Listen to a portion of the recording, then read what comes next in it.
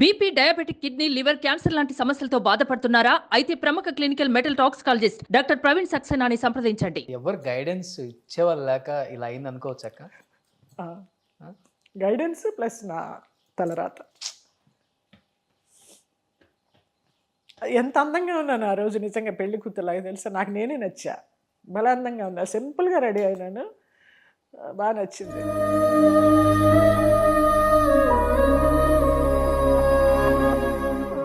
ఏంటక్క ప్రజెంట్ జీవితం ఎలా ఉంది?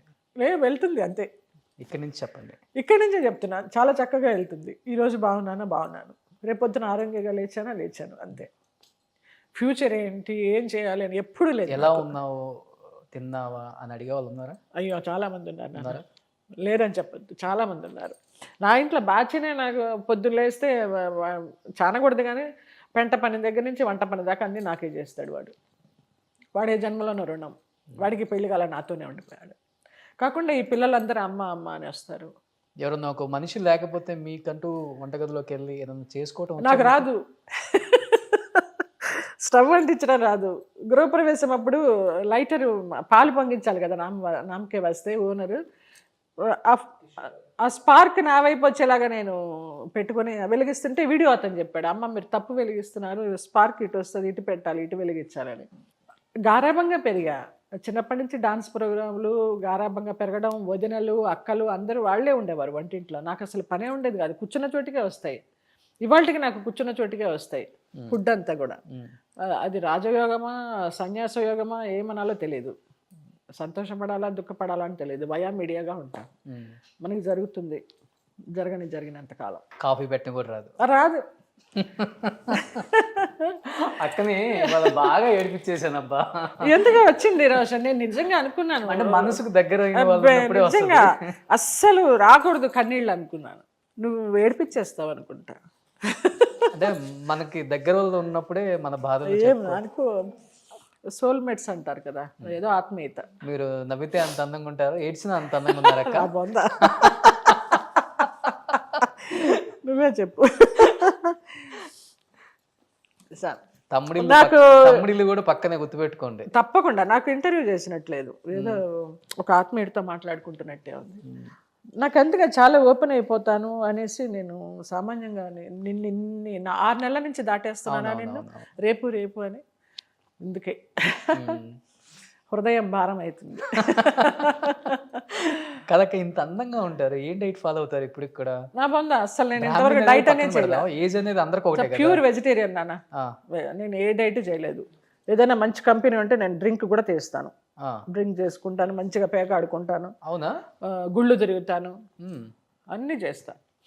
మంచి కులుమనాలి అలాంటి వాటికి మేనగోడళ్ళు అందరినీ తీసుకుని ఎంజాయ్ చేస్తా ఆ కాలంలో ఉన్నప్పుడు.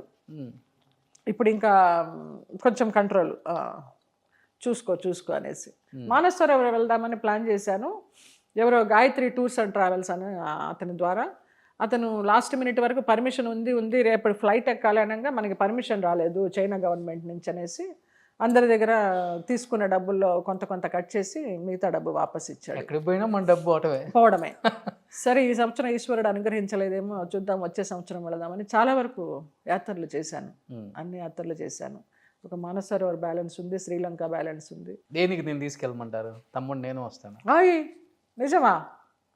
నేనే తీసుకెళ్తా, ఎందుకంటే నేను రమణ మహర్షి ఆశ్రమంకి బాగా వెళ్తాను. నేను కూడా మొన్న ఇళరాజా గారి దగ్గరికి వెళ్ళంగానే ఎదుర్కొండ ఆయనకి చిన్న దీపం పెట్టి ఆ ఒక్క ఫోటోని ఎంత ప్రశాంతంగా అనిపించిందో. ఆయన కాళ్ళకి దండం పెట్టి కూడా జై శ్రీరమణ అన్నాను, సంతోషించారు. బాబా టెంపుల్ కూడా కట్టించారు కదా? కట్టించాం, నిజాంపేట రోడ్ లో. అక్కడి నుంచి తరిమేశారు. అవునా? ఇది నల్ల బాబా. నాకు ఫస్ట్ బాబాని పరిచయం చేసింది రమాప్రభమ్మ. ధవళేశ్వరంలో నల్ల బాబా, 100 సంవత్సరాల కిందటి బాబా. ఆర్ నారాయణమూర్తి గారి సినిమా చేయడానికి వెళ్ళాము, స్వతంత్ర భారతం అనే సినిమా. అందులో నేను జయలలిత క్యారెక్టర్, గుమ్మడి గారు కరుణానిధి క్యారెక్టర్. సో అసెంబ్లీలో చీరలాగే క్యారెక్టర్. అదంతా ఒకరోజు ఎందుకో గ్యాప్ వచ్చింది, వస్తే నీకు బాబాని చూపిస్తాను రావే అనేసి రమాప్రభమ్మ తీసుకెళ్లారనమాట. అప్పుడు చూసా చిన్న బాబా, నల్ల విగ్రహం, ధవళేశ్వరం బాబా. అలాగే ఇక్కడ నిజాంపేట రోడ్లో కట్టే సందర్భం వచ్చినప్పుడు చిట్టిబాబు, నేను, లతా చౌదరి అని TV5లో పనిచేసేది అది వరకు. ఆ అమ్మాయి కలిసి చిట్టిబాబు గారు ఇక్కడ ఉండి కట్టిస్తూ ఉంటే నేను, లతా చౌదరి, మేమందరం, ఈ చందు, వీళ్ళందరూ, సుహాసిని, టీవీ సుహాసిని మేమందరం వెళ్ళి 4 వీక్స్ అలాగుండి యూఎస్లో ఫండ్స్ కలెక్ట్ చేస్తూ చిట్టిబాబుకి పంపిస్తే ఆయన గుడి కట్టించారు. కట్టించిన తర్వాత గుడి కట్టేదాకా ఆయన వాడుకున్నారు బాబా. గుడి కట్టేసిన తర్వాత ఏదో సమ్ డిస్ప్యూట్స్ వచ్చినాయి. డిస్ప్యూట్స్ వస్తే వద్దు, నాకు ఇలాంటి గుళ్ళో ఉండడం ఇష్టం లేదని నేను బయటకు వచ్చేసాను.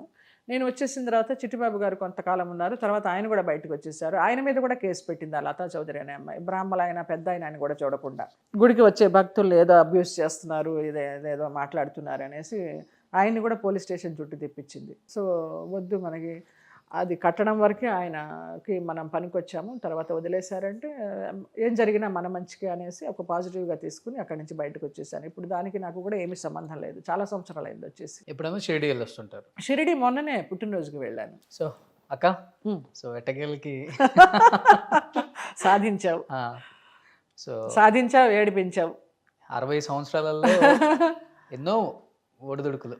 చెప్పాలంటే బోల్డ్ అన్న కష్టాలని ఇష్టంగా తీసుకొని ఎంతోమంది ఆడవాళ్ళకి ఇన్స్పిరేషన్ మీ స్టోరీ తెలుసు. అయ్యో బాబాయ్, నిజంగా మీకు వచ్చినన్ని కష్టాలు వేరే వాళ్ళకి వచ్చుంటే మేబీ సూసైడ్ చేసుకునేవాళ్ళు ఇండస్ట్రీలో ఎస్పెషల్లీ. ఎందుకంటే ఇక్కడ మనం పొద్దున్న లేచిన దగ్గర నుంచి కనపడాలి, మళ్ళీ నిన్నే జరిగింది, సిగ్గు లేకుండా తిరుగుతుంది చూడు ఇది మళ్ళీ అనే ఒక సమాజం. అలాంటి సమాజాన్ని ఏమనుకుంటా నాకేంటి లైఫ్, సొసైటీ నాకెందుకు అంటా నేను. సో చాలా మంది యాక్ట్ చేశారు కాబట్టి ఒక్కొక్కరు పేరు చెప్తాను. మీకున్న ఒక బెస్ట్ మెమరబుల్ మూమెంట్ అంటే వాళ్ళతో చెప్పండి. ఓకే, ఫస్ట్ చిరంజీవి గారు. ఆయన్ని చూసి డిసిప్లిన్ నేర్చుకున్నాం.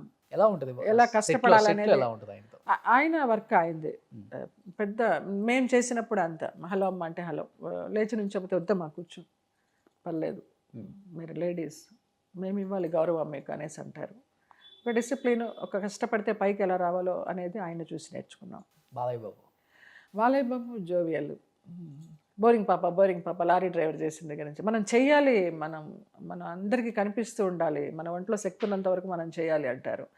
ఆ ఎంతూసియాజం, ఆ యాక్టివ్నెస్ ఎలా ఉండాలి అనేది నేర్చుకున్నాను. వెంకటేష్ గారితో నాకు పెద్ద పరిచయం లేదు. ఆయన చాలా సాఫ్ట్ గోయింగ్, ఏదో ఆయన నా కొడుకులాగా చేశారు కానీ ఏదో అగ్నిపుత్రుడు ఏదో నాకు పెద్ద ఆయనతో పరిచయం లేదు. నాగార్జున గారితో కూడా నేను చేసిన సందర్భం లేదు. సిసింద్రి వాళ్ళ అబ్బాయి సినిమా చేశాను. నాకు నేరుగా చూసిన సందర్భాలు చాలా వేళ్ల మీద లెక్క పెట్టచ్చు, తెలీదు. ఎన్టీఆర్ గారికి మధ్య డిఫరెన్స్ అంటే ఏమని చెప్తారు? అసలు పాత వాళ్ళ మధ్య నేను ఎప్పుడూ డిఫరెన్స్ చూడలేదు. వాళ్ళందరినీ ఒకే రకంగా చూశాను. ఆయన దగ్గర నుంచి క్యారెక్టర్ ఆర్టిస్ట్ వరకు అందరూ నాకు ఒక దేవుళ్ళు దేవతల్లాగా అనిపిస్తారు. ఈయనలో ఈ క్వాలిటీ, ఈయనలో ఈ క్వాలిటీ అని చెప్పలేము. ఎవరి క్వాలిటీస్ వాళ్ళకే ఏమో, అందరూ ఇష్టం నాకు. నాకు తెలియదు ఆ డిఫరెన్స్, అంత మైండ్ సెట్ లేదు నాకు. కృష్ణ గారు మల్లెపు మంచి మనసు. ఏ హీరో అంటే మీరు పడి చచ్చే వాళ్ళప్పుడు? పడి చచ్చేది ఎవరికి లేదు. నేను మీరు ఏ హీరో మీరంటే పడి చేస్తారు? నాకు తెలియదు. ఇప్పుడు వెతకాలి నేను, నాకు తెలియదు. అంత నాకు ఎవరి మీద పడి చచ్చేంత లేదు. నేను ఎవరికి అంత ఇష్టమో కూడా నాకు తెలియదు. ఇప్పుడున్న హీరోస్లో బాగా నచ్చే హీరో అంటే? అల్లు అర్జున్ ఇష్టం. అమ్మ క్యారెక్టర్ ఆయనకా? వస్తే చేస్తాను, అంతే, సంతోషం. ఇప్పుడున్న డైరెక్టర్స్ కానీ ప్రొడ్యూసర్ కానీ ఎవరు తెలియదు నాకు అసలు తెలియదు ఎవరు. నేను ఇప్పుడు ఏదైనా సినిమాకి వెళితే నాకు స్కూల్ నుంచి కాలేజీకి వెళ్తున్నట్టు ఉంటుంది. నాకు కొంచెం భయంగా వెళతా, ఏమో ఇప్పుడు వాళ్ళందరూ ఎలా ఉంటారు అనేసి. కానీ ఈ మధ్య 2 చిన్న సినిమాలు చేశాను, అది బాగానే ఉంది, నాకు తగ్గట్టుగానే ఉంది. మీ టైంలో ఆర్టిస్టులు ఎవరు మీకు సపోర్ట్? అంటే మీ కష్ట నష్టాలు చెప్పుకొని ఓకే నేనున్నాను నీ వెంట? వీళ్ళే అంత, ఏబిఎస్ గారు, బ్రహ్మానందం గారు, ఆలీ కూడా నీలాగానే అనేవాడు, అక్క నీకు నేనున్నాను ఏమన్నావు అనేసి. ఈ మధ్య అతను కూడా టచ్లో లేడనుకో పెద్ద.